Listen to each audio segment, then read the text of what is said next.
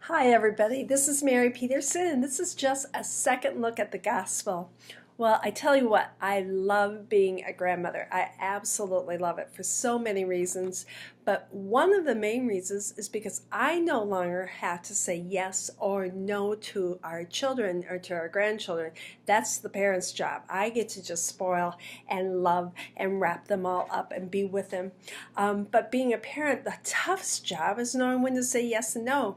And in this past Sunday's gospel, it concludes with Jesus saying, let your yes mean yes and your no mean no. So what does that mean for us? Well, first of all, we're accountable to God and only to God for what we say to our children, whether it's a yes or a no.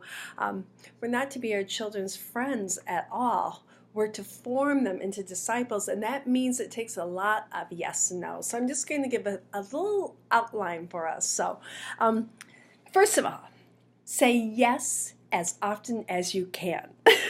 Just say yes. Yes, it's a glorious day. Yes, we can go to the park as soon as your chores are done. Yes, you can go play soccer as soon as your homework is done.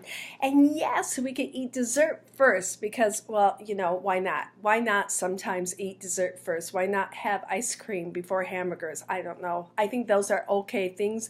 Nothing immoral about that for sure.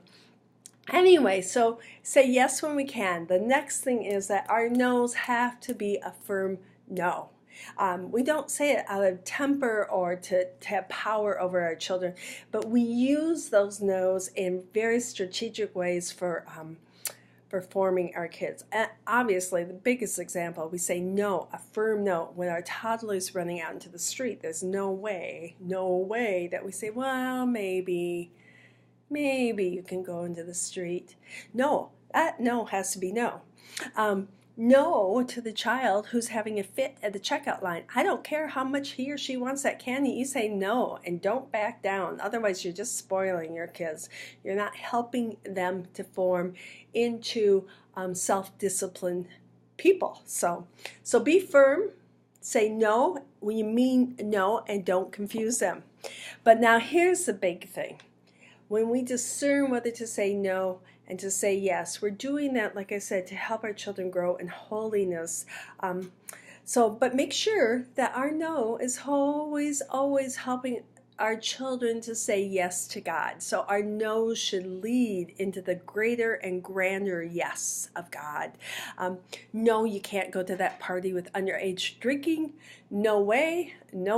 I don't care if you like me or not. But the reason is so that you will not deal with addiction and so you will be free to follow God's path for you, right?